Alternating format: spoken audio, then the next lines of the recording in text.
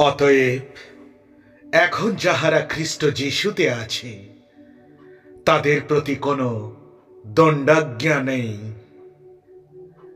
জীবনটা নির্মম কঠিন, কেউ আনন্দ উল্লাসে হাসে, কেউ বা দুঃখের সাগরে ভাসে।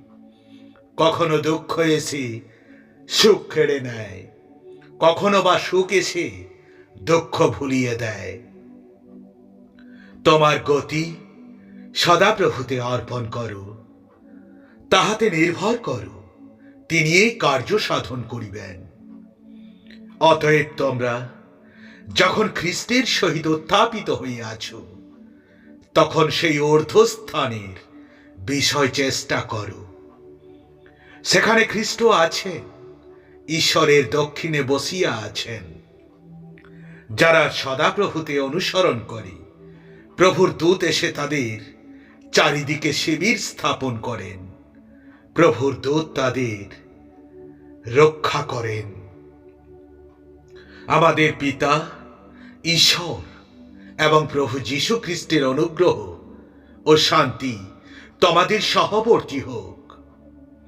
কিন্তু মসির নিয়ম পালনের মাধ্যমে কেউ ঈশ্বরের সামনে ধার্মিক বলে চিহ্নিত হয় না। এটা সপুষ্ট পবিত্র শাস্ত্রে লেখা আছে। কারণ ধার্মিক ব্যক্তি বিশ্বাসের জন্য বেঁচে থাকবে। জীবনটা আমাদের বইয়ের মতো, অধ্যায়েতে ভরা। কোনো অধ্যায় সহজ, আবার কোনো অধ্যায় কঠিন। তাই আমার কোনো কথা সফল হতে আর দেরি হবে না। ধন্য তারা যাদের পথ নির্দোষ, যারা সদাপ্রভুর ব্যবস্থা পথে চলে। ধন্য তারা যারা তার বিধিসম্মত আদেশ পালন করে, যারা সমস্ত মন দিয়ে তাকে খোঁজে। তোমরা চিরকাল সদাপ্রভুতে নির্ভর রাখো, কেননা সদাপ্রভু জিহ্বাতেই যুগসমূহের শৈল। অতএব প্রিয় বৎসদের ন্যায় তোমরা ঈশ্বরের অনুকারী হও। হে বাহিনীদের সদাপ্রভু, ধন্য সেই ব্যক্তি যে তোমার উপরে নির্ভর করে। যারা সঠিক কাজ করবে তারা এই দেশে বাস করবে, এবং যারা ন্যায়পরায়ণ তারা সেখানে অবশিষ্ট থাকবে।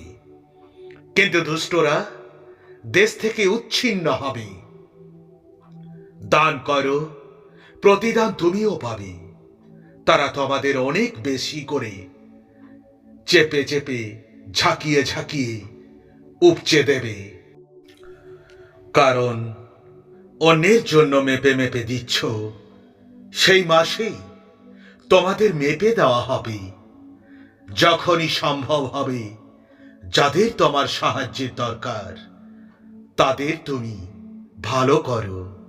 যারা ধনী হতে চায় তারা পরীক্ষাত, ফাঁদে এবং নানা ধরনের বকামি ও অনিষ্টকর ইচ্ছায় পড়ে যায়।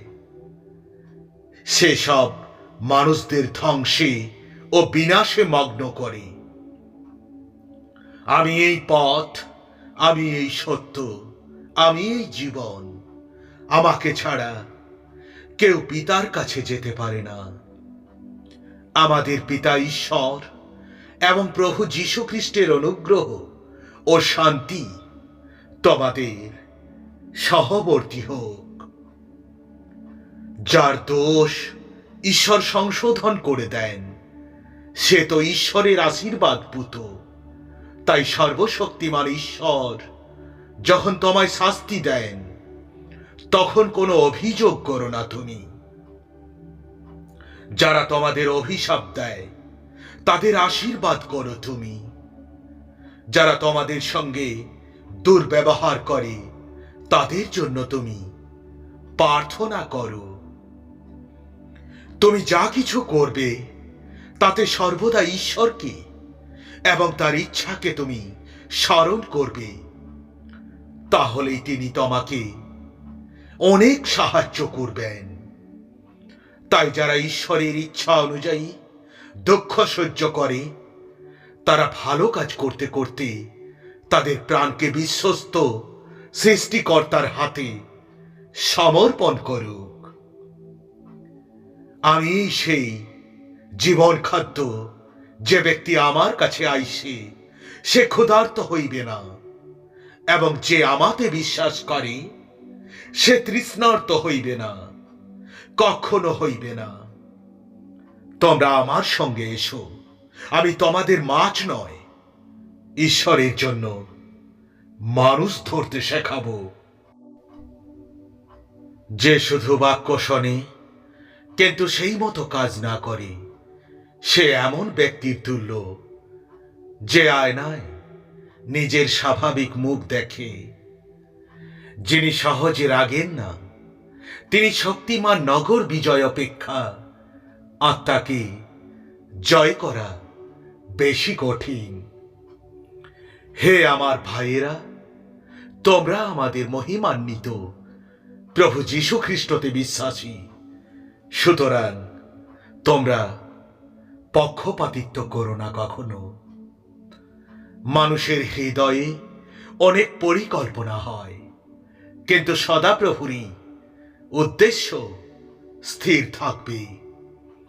তোমরা তাদের মতো হইও না, কারণ তোমাদের কি কি প্রয়োজন তা চাওয়ার আগে তোমাদের স্বর্গীয় পিতা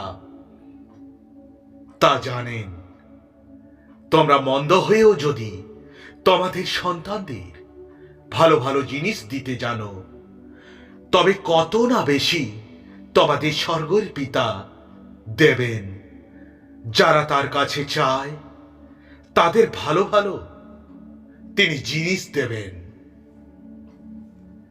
আমার দুঃখ ও কষ্টের প্রতি তোমরা দেখো আমার সমস্ত পাপ তুমি ক্ষমা করো প্রভু। যদি কেউ কথা বলে সে এমন বলুক যেন ঈশ্বরের বাণী বলছে। যদি কেউ সেবা করে সে ঈশ্বরের দেওয়া শক্তি অনুযায়ী করুক, যেন সমস্ত বিষয়ে যীশু খ্রিস্টের মাধ্যমে ঈশ্বর গৌরব পান। মহিমা ও পরাক্রম সমস্ত যুগ ধরে যুগে যুগে তারই হোক। আমিন।